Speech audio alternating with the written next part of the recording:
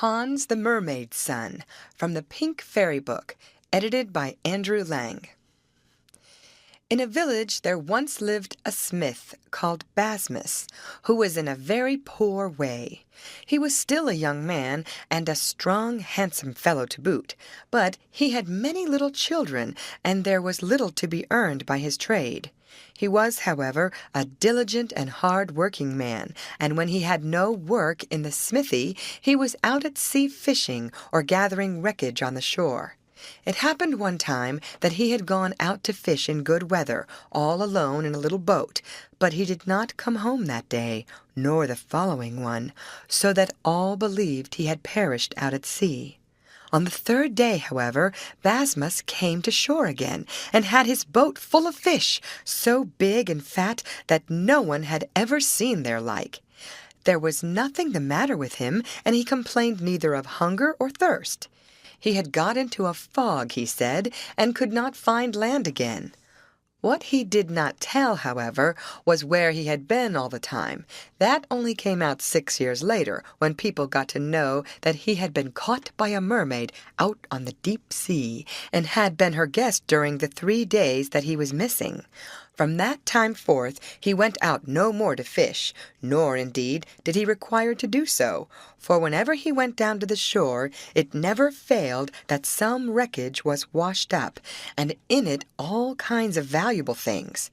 In those days everyone took what they found and got leave to keep it, so that the smith grew more prosperous day by day. When 7 years had passed since the smith went out to sea, it happened one morning, as he stood in the smithy, mending a plough, that a handsome young lad came in to him and said, "Good day, father. My mother the mermaid sends her greetings, and says that she has had me for 6 years now, and you can keep me for as long." He was a strange enough boy to be 6 years old, for he looked as if he were 18, and was even bigger and stronger than lads commonly are at that age. "Will you have a bite of bread?" said the smith. "Oh, yes," said Hans, for that was his name. The smith then told his wife to cut a piece of bread for him. She did so, and the boy swallowed it at one mouthful and went out again to the smithy to his father. "Have you got all you can eat?" said the smithy.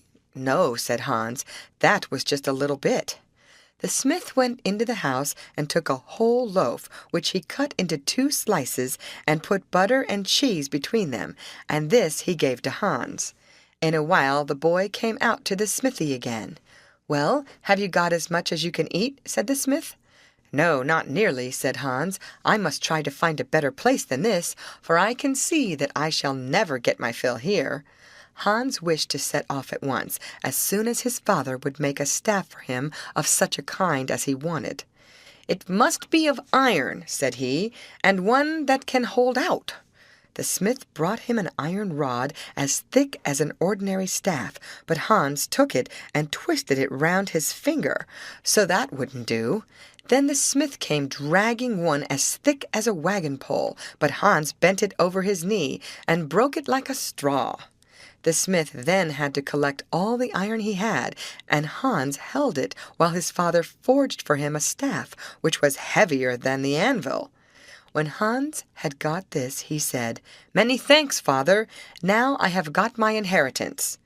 With this he set off into the country, and the smith was very pleased to be rid of that son, before he ate him out of house and home. Hans first arrived at a large estate, and it so happened that the squire himself was standing outside the farmyard. "Where are you going?" said the squire. "I am looking for a place," said Hans, "where they have need of strong fellows, and can give them plenty to eat." "Well," said the squire, "I generally have 24 men at this time of the year, but I have only 12 just now, so I can easily take you on." "Very well," said Hans, "I shall easily do 12 men's work, but then I must also have as much to eat as the 12 would."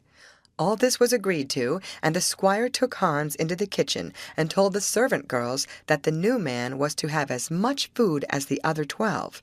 It was arranged that he should have a pot to himself, and he could then use the ladle to take his food with. It was in the evening that Hans arrived there, so he did nothing more that day than eat his supper. a big pot of buckwheat porridge, which he cleaned to the bottom, and was then so far satisfied that he said he could sleep on that, so he went off to bed. He slept both well and long, and all the rest were up and at their work while he was still sleeping soundly. The squire was also on foot, for he was curious to see how the new man would behave who was both to eat and work for 12. But as yet there was no Hans to be seen, and the sun was already high in the heavens, so the squire himself went and called on him. "Get up, Hans," he cried, "you are sleeping too long." Hans woke up and rubbed his eyes. "Yes, that's true," he said. "I must get up and have my breakfast." So he rose and dressed himself and went into the kitchen, where he got his pot of porridge. He swallowed all of this and then asked what work he was to have. "He was to thresh that day," said the squire. "The other 12 men were already busy at it." There were 12 threshing floors, and the 12 men were at work on 6 of them, 2 on each. Hans must thresh by himself all that was lying upon the other 6 floors. He went out to the barn and got hold of a flail. Then he looked to see how the others did it, and did the same. But at the first stroke he smashed the flail in pieces. There were several flails hanging there, and Hans took the one after the other, but they all went the same way, every one flying in splinters at the first stroke. He then looked round for something else to work with, and found a pair of strong beams lying near. Next he caught sight of a horsehide nailed up on the barn door. With the beams he made a flail, using the skin to tie them together. The one beam he used as a handle, and the other to strike with, and now that was all right. But the barn was too low. There was no room to swing the flail, and the floors were too small. Hans, however, found a remedy for this. He simply lifted the whole roof off the barn and set it down in the field beside. He then emptied down all the corn that he could lay his hands on and threshed away. He went through one lot after another, and it was all the same to him what he got hold of, so before midday he had threshed all the squire's grain, his rye and wheat and barley and oats, all mixed through each other. When he was finished with this, he lifted the roof up on the barn again, like setting a lid on a box, and went in and told the squire that the job was done. The squire opened his eyes at this announcement, and came out to see if it was really true. It was true, sure enough, but he was scarcely delighted with the mixed grain that he got from all his crops.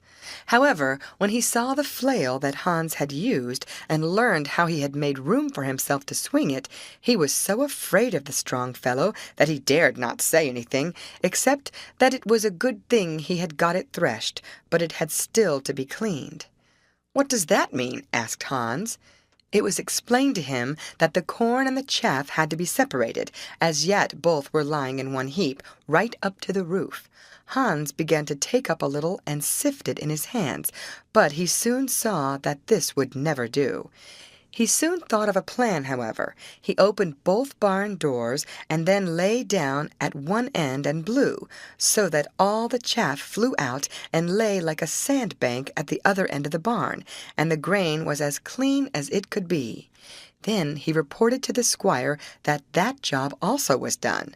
The squire said that that was well. There was nothing more for him to do that day. Off went Hans to the kitchen, and got as much as he could eat. Then he went and took a midday nap, which lasted till supper time.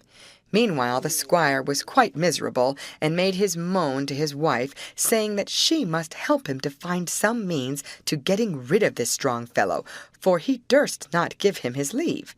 She sent for the steward, and it was arranged that next day all the men should go to the forest for firewood, and that they should make a bargain among them that the one who came home last with his load should be hanged. They thought they could easily manage that it would be Hans who would lose his life, for the others would be early on the road, while Hans would certainly oversleep himself. In the evening, therefore, the men sat and talked together, saying that next morning they must set out early to the forest, and as they had a hard day's work and a long journey before them, they would, for their amusement, make a compact that whichever them came home last with his load should lose his life on the gallows. So Hans had no objections to make. Long before the sun was up next morning, all the 12 men were on foot. They took all the best horses and carts and drove off to the forest. Hans, however, lay and slept on, and the squire said, "Just let him lie." At last Hans thought it was time to have his breakfast, so he got up and put on his clothes. He took plenty of time to his breakfast, and then went out to get his horse and cart ready.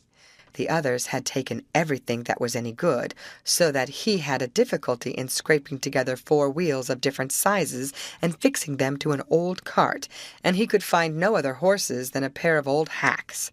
He did not know where it lay, but he followed the track of the other carts, and in that way came to it all right. On coming to the gate leading into the forest, he was unfortunate enough to break it in pieces, so he took a huge stone that was lying on the field, 7 ells long and 7 ells broad, and set this in the gap. Then he went on and joined the others. These laughed at him heartily, for they had labored as hard as they could since daybreak, and had helped each other to fell trees and put them on the carts, so that all of these were now loaded except one. Hans got hold of a woodman's axe and proceeded to fell a tree, but he destroyed the edge and broke the shaft at the first blow. He therefore laid down the axe, put his arms round the tree, and pulled it up by the roots. This he threw upon his cart, and then another and another, and thus he went on while all the others forgot their work, and stood with open mouths, gazing at this strange woodcraft. All at once they began to hurry. The last cart was loaded, and they whipped up their horses, so as to be the first to arrive home. When Hans had finished his work, he again put his old hacks into the cart, but they could not move it from the spot.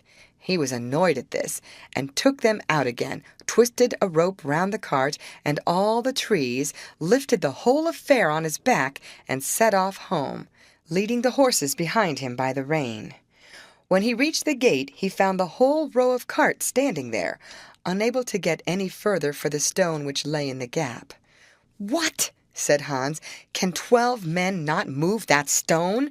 With that he lifted it and threw it out of the way, and went on with his burden on his back, and the horses behind him, and arrived at the farm long before any of the others. The squire was walking about there, looking and looking, for he was very curious to know what had happened. Finally he caught sight of Hans coming along in this fashion, and was so frightened that he did not know what to do. But he shut the gate and put on the bar. When Hans reached the gate of the courtyard, he laid down the trees and hammered at it, but no one came to open it. He then took the trees and tossed them over the barn into the yard, and the cart after them, so that every wheel flew off in a different direction. When the squire saw this, he thought to himself, "The horses will come the same way if I don't open the door." So he did this. "Good day, master," said Hans, and put the horses into the stable, and went into the kitchen to get something to eat. At length the other men came home with their loads.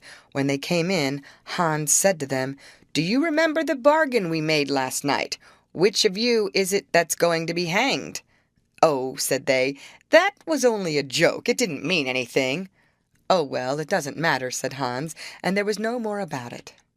The squire, however, and his wife and the steward had much to say to each other about the terrible man they had got, and all were agreed that they must get rid of him in some way or other. The steward said that he would manage this all right. Next morning they were to clean the well, and they would use of that opportunity. They would get him down into the well, and then have a big millstone ready to throw down on top of him. That would settle him.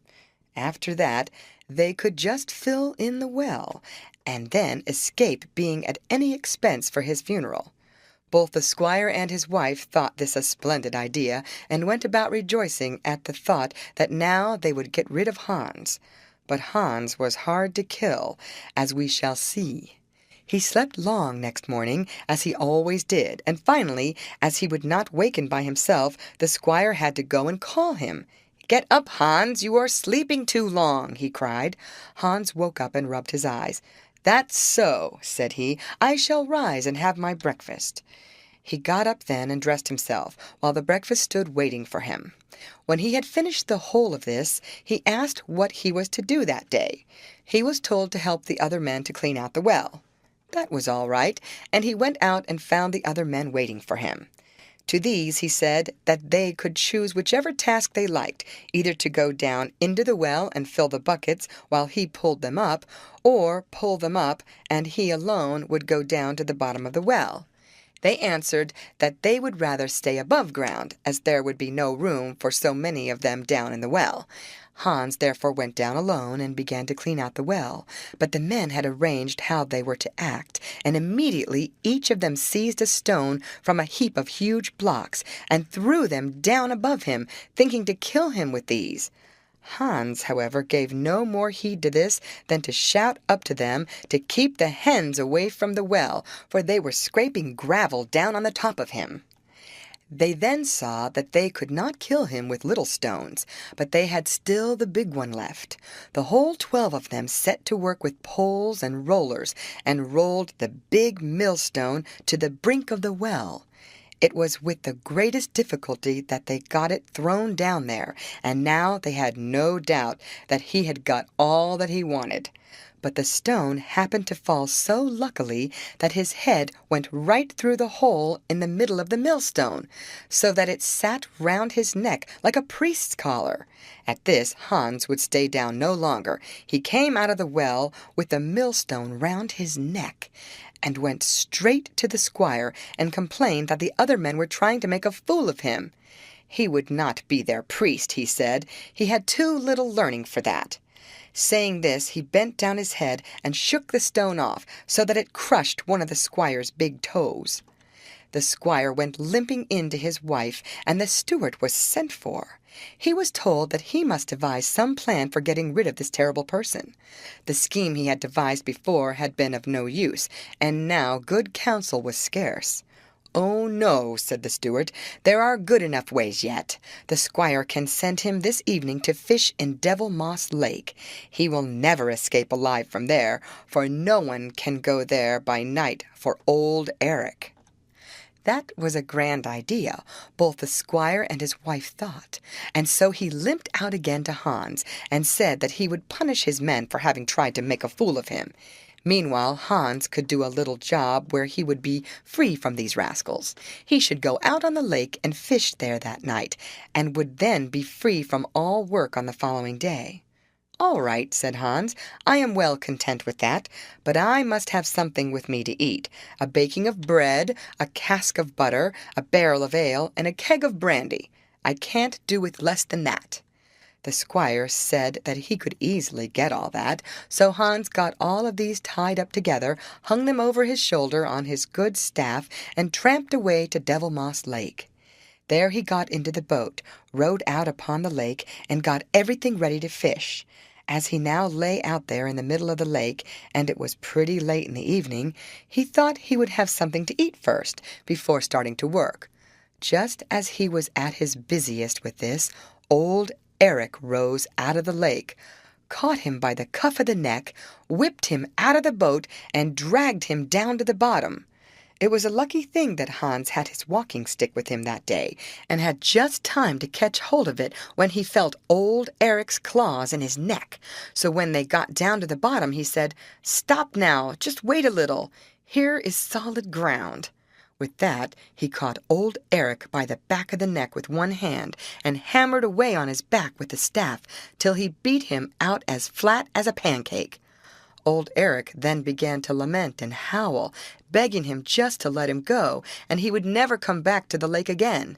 "No, my good fellow," said Hans, "you won't get off until you promise to bring all the fish in the lake up to the squire's courtyard before tomorrow morning." Old Eric eagerly promised this, if Hans would only let him go. So Hans rowed ashore, ate up the rest of his provisions, and went home to bed.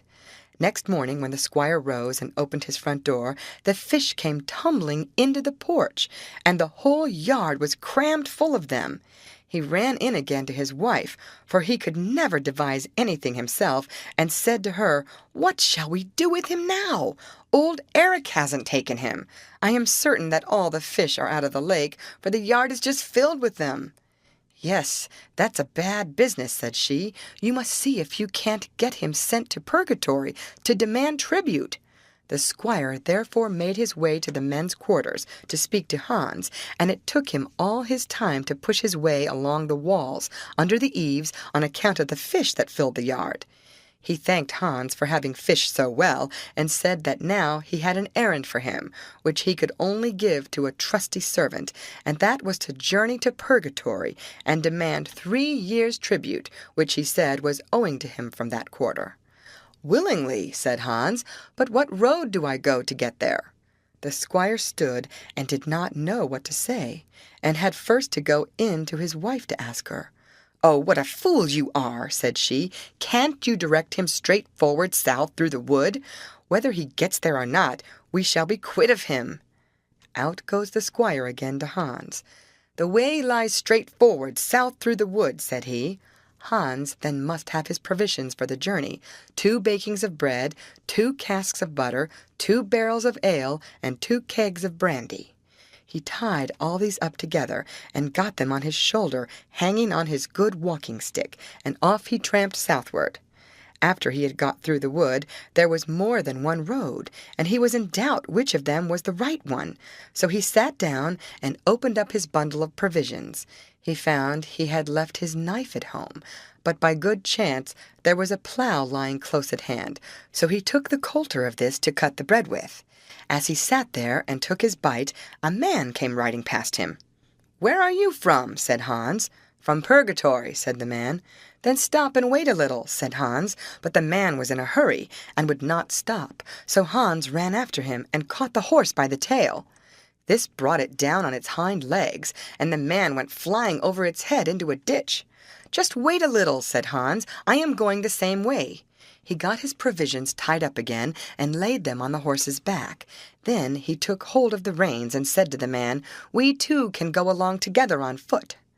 As they went on their way, Hans told the stranger both about the errand he had on hand and the fun he had had with old Eric. The other said but little, but he was well acquainted with the way, and it was no long time before they arrived at the gate. There both horse and rider disappeared, and Hans was left alone outside. "They will come and let me in presently," he thought to himself, but no one came. He hammered at the gate. Still no one appeared. Then he got tired of waiting, and smashed at the gate with his staff until he knocked it in pieces and got inside. A whole troop of little demons came down upon him and asked what he wanted. "His master's compliments," said Hans, "and he wanted 3 years' tribute." At this they howled at him, and were about to lay hold of him and drag him off, but when they had got some raps from his walking-stick, they let go again, howled still louder than before, and ran in to old Eric, who was still in bed, after his adventure in the lake. They told him that a messenger had come from the squire at Devilmoss to demand 3 years' tribute. He had knocked the gate to pieces and bruised their arms and legs with his iron staff. "Give him 3 years! Give him 10!" shouted old Eric. "Only don't let him come near me!" So all the little demons came dragging so much silver and gold that it was something awful. Hans filled his bundle with gold and silver coins, put it on his neck, and tramped back to his master, who was scared beyond all measure at seeing him again. But Hans was also tired of service now. Of all the gold and silver he brought with him, he let the squire keep 1/2, and he was glad enough both for the money and at getting rid of Hans. The other half he took home to his father, the smith, in Furby. To him also he said farewell. He was now tired of living on shore among mortal men, and preferred to go home again to his mother. Since that time no one has ever seen Hans, the mermaid's son. The end.